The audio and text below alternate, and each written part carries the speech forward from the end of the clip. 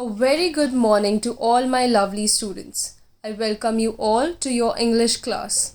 It's been such a long time listening and studying like this, hasn't it? But we know it is important for us to stay home and stay protected. I hope you all are safe and healthy and making good use of your time that you have. So today we are here to learn one of the most important yet very interesting lesson. But before we go ahead, let's start our day with this beautiful quote. The real meaning of greed is more than you give. As long as greed is stronger than compassion, there will always be suffering. Students, we often forget the things that are important in our life and we keep looking for more. This way, a person will never be happy or satisfied in his life. Students, always remember, be grateful for people and small things that God has given you in your life. Let us now watch a small video.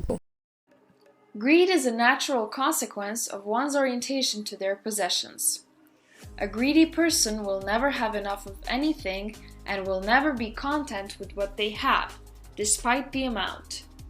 Greed is mental-based, even though it's being treated through material and physical, meaning outside things. Due to inner emptiness, boredom, and loneliness, there is no saturation point. Feelings are hardly fixed or replaceable with anything material. A greedy person is someone who isn't able or isn't willing to control themselves. They want everything they like or find interesting right now. Simply, they want to have everything, own everything, and be everything. The fact that this is actually impossible in literal sense, those people find it all just not enough, which makes them dissatisfied in the long term. A well-known saying is, where greed arrives, happiness leaves. Greed, or being a greedy person, is not just a character trait, it's also one's relation to people in life. A greedy person sees others and what they have as a potential catch. Their mentality is of a predator, always calculating how to use others. A greedy person always competes with others in owning things that they consider as their natural belongings, something that they should have but accidentally didn't. They'd usually justify that greed is being better than others, hence having the natural right of owning something that's currently not theirs. Different myths confirm that greed is negative through history and existence of society. In ancient Greece, there is a myth about a greedy king Midas who asked from gods to give him the ability of turning anything he touches into gold. After turning his daughter into a golden statue and realizing she will die of hunger, Midas regretted. Always remember, there is a sufficiency in the world for man's need, but not for man's greed. In today's chapter, we will be studying the vocabulary and the highlights of the lesson, The Necklace, by Guy de Maupassant. The author of The Necklace, Guy de Maupassant, was born on 5th August 1850 and he died on 6th July 1893. He was a French writer. He wrote some 300 short stories and 6 novels. He is remembered as a master of short story form. Now, let us watch a video which will be a quick summary of what you have previously learned in this lesson. The Necklace. A long time ago, one of the most pretty and charming girl was born. Her grace and beauty was so great that she was meant to live a luxurious life. Wearing beautiful clothes, expensive jewelry, and residing in a big mansion. She could have easily been taken as a lady of great wealth. But it seemed that fate played a trick on her, and she was born into a poor family. They had no dowry for her. She finally married a little clerk. Loisel, in the Ministry of Education, Madame Loisel, as she came to be. Madame Loisel, she was very unhappy with her life. She believed that though she was born beautiful and clever, fate, by not making her born in a rich household and married into a richer one, had played a cruel joke. She imagined vast salons decorated with antique silk, exquisite pieces of furniture, supporting priceless ornaments where she could give big parties. She wished to live a life that would complement her beauty. Madame Loisel had no fine clothes, no jewels, nothing. And these were the only things she loved. She had a rich friend, an old school friend whom she refused to visit because she felt sorry for herself after meeting her own friend. One evening, her husband came home with an exultant air, holding a large envelope in his hand. "Here's something for you," he said. Swiftly, she tore the paper and drew out a printed card on which were these words: "The Minister of Education and Madame Ramponneau request the pleasure of the company of Monsieur and Madame Loisel at the Ministry of the evening of Monday, January the 18th. Instead of being delighted as her husband hoped, she flung the invitation across the table, murmuring, "What do you want me to do with this?" "Why, darling, I thought you would be pleased. You never go out, and this is a great occasion. I had a tremendous trouble to get it. Everyone wants one. It's very select, and very few go to the clerks. You'll see all the really big people there." She looked at him out of furious eyes and said, "And what do you suppose I am to wear at such an affair?" He stammered, "Why, the dress you go to theatre in. It looks very nice to me." Madame Loisel started to cry. "What's the matter with you? What's the matter with you?" he asked hesitantly. She replied, "Nothing. I can't go to this party as I don't have anything to wear." Children, now I am going to ask you few questions based on the video we just saw. The first question is, who is Monsieur Loisel? You are correct. Monsieur Loisel is Mathilde's husband. Are you ready for second question? Please answer. What kind of life did Mathilde hope for? You are absolutely correct. Mathilde hoped for luxurious life, vast rooms, and a big mansion. Our third question is, why was Madame Loisel sad after seeing the invitation? You are correct. Madame Loisel was sad after seeing the invitation because she had no jewelry, no nice clothes for such a big event. Children, now let us move forward to the next part of the chapter.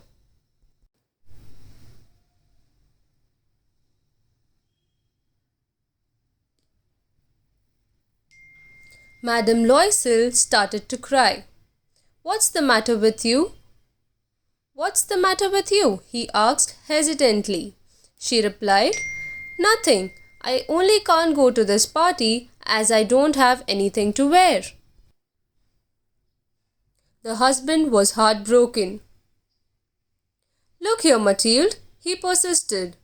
"How much would a nice but a simple dress cost?" She thought for several seconds, thinking how much money she could make her husband give her without him refusing. At last, she replied, "I don't know exactly, but I think I could do it with 400 francs. He grew slightly pale, for this was the exact amount he had been saving for a gun. Nevertheless, he said, "Very well, I'll give you 400 francs. The day of the party drew near, and Madame Loisel seemed anxious. One evening, her husband said to her, "What's the matter with you? You've been behaving very oddly. I'm utterly miserable because I don't have any jewelry to wear with it. How stupid you are, exclaimed the husband. Go and see Madame Forster, your friend, and ask her to lend you some jewels. You know her quite well enough for that. She exclaimed, That's true, I never thought of it. Next day, she went to see her friend and told her trouble. Madame Forster took Madame Loisel to her dressing room and said, Choose, my dear. Madame Loisel finally chose a super diamond necklace which she wore with her gown. She was the center of attraction at the party. Everyone noticed her. All the men wanted to dance with her. All the ladies praised her. She received many compliments. Madame Loisel felt truly happy and thankful for the first time in her life. When they reached home, she discovered that the borrowed diamond necklace was missing. They looked everywhere but could not find it. Students, now we will play a small game called Guess the Word. Please open your English textbook on page 19 and keep it ready. Children, this is how the game goes. I will give you the meaning of the word and you have to find the word from the passage. Our first word from the passage is to make calculation. Come on children, find the word from the passage. You are correct. The word is computing. Computing means to make calculation. Let us now read that sentence. She thought for a moment, computing the cost and also wondering what amount she could ask for without an immediate refusal. Here, computing means she made an immediate calculation. Let us now guess the second word. Children, find the word from the passage which means unsure or slow in acting or speaking. You are absolutely correct. The word is hesitantly. Let us now read the sentence. At last, she answered hesitantly. I don't know exactly, but I think I could do it with 400 francs. Hesitantly means unsure or slow in acting or speaking. Let us now guess our third word. Are you ready, children? Children, find the word from the passage which means to lose one's color from face due to shock or fear. Find fast, I'm waiting. You are correct. The word is pale. Let us now read the sentence. He turned a little pale because he had been saving that exact amount to buy a gun for a hunting summer.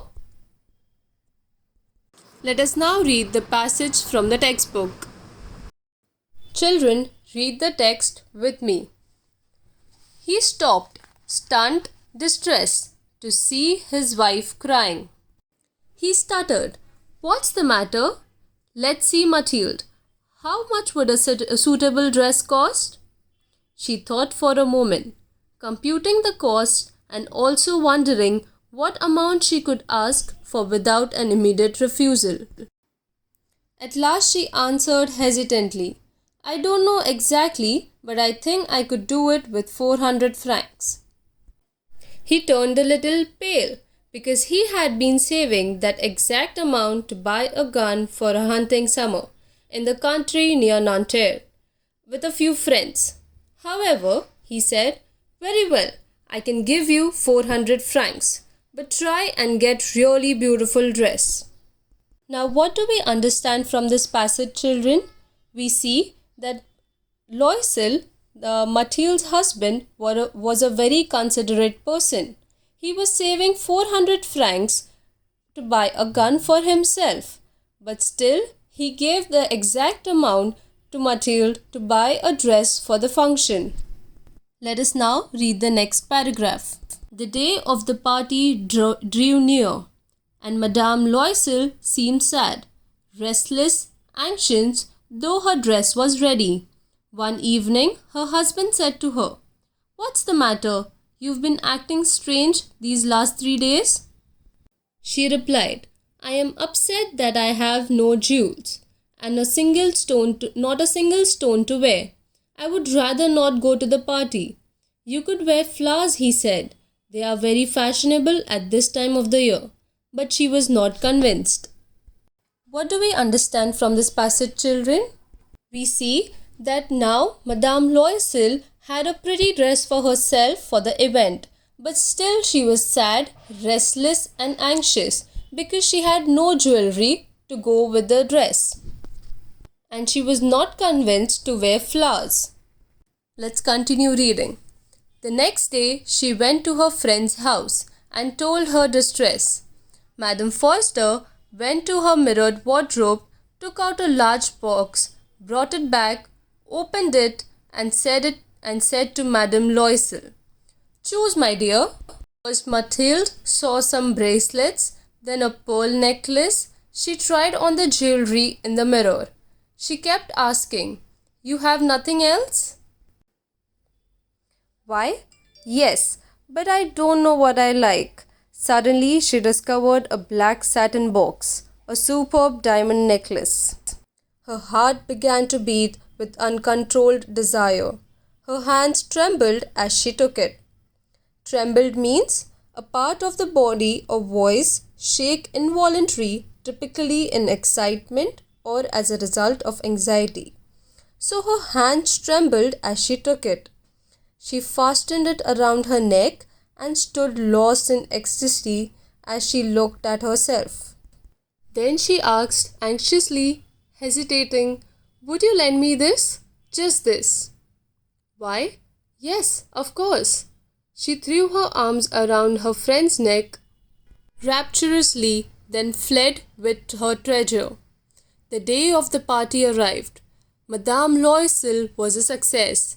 She was prettier than all of the other women. Elegant, gracious, smiling, and full of joy. She danced wildly, with passion, forgetting everything in triumph of her beauty and success, floating in a cloud of happiness. What do we understand from this passage, children? That Madame Loisel borrowed a superb diamond necklace from her friend, and when the day of the party arrived, she forgot all her misery, all the bad things in her life, and enjoyed the party to the fullest. Mathilde and her husband left at about 4 o'clock in the morning. When they were finally in the street, they could not find a cab. They walked down toward the Seine till they found one. They were dropped off at their door in Rue des Martyrs, and sadly it was all over for her. In front of the mirror, she took a final look at herself in all her glory. But suddenly she uttered a cry. She no longer had the necklace around her neck. "What is the matter?" asked her husband. She turned towards him, panic-stricken. I no longer have Madame Forster's necklace." He stood up, distraught. "What? How? That's impossible." What do we understand from this chapter, children? We see that Mathilde Loisel, a middle-class woman who longs for a wealthy lifestyle. Mathilde borrows a diamond necklace from her wealthy friend to wear to a ball. After the ball, Mathilde realizes the necklace is gone. Mathilde is filled with discontent, greed, and appearance, while her husband is content, generous, and stationed in his life. We understand from necklace that one should be satisfied with what one has. In this story, Mathilde is not happy with anything. Children, remember, the real meaning of greed is taking more than you give. As long as greed is stronger than compassion, there will always be suffering. Beauty comes from within. Children, answer the following question from the chapter that we have just learned. Question 1. what was the greatest mistake of Mrs. Loisel? You are correct. The single mistake that Mrs. Loisel did just to flaunt her beauty and grace was that necklace. When she saw the necklace in Madame Forster's home, she was so fascinated to wear a high-cost chair, she only thought of her pretty victory at the ball. Question 2. What made Mathilde a grand success at the ball? Madame Loisel. Mathilde was a great success at the ball because she looked very pretty, elegant and graceful. All the men noticed her and wanted to be introduced to her. Question 3. Why did Mathilde not like her rich friend? You are right. Mathilde was not satisfied with what she had in her life. She was ashamed of her status. As she was humiliated by her lower middle class existence, she generally avoided meeting her rich friends like Madame Forster, a wealthy lady whom she known her from her days at a convent school. Children, you did a great job answering the questions. Children, we will meet again next time to see what happened in part 2 of this chapter. Your homework for today is to write at least 5 things you are grateful for in your life. Write down your own reflections about the same. I hope you all had fun learning about the necklace. Why don't we meet again and solve the mystery to see what Matilda and Mr. Loisel did after the necklace was lost. Thank you, dear students. Stay home, stay safe.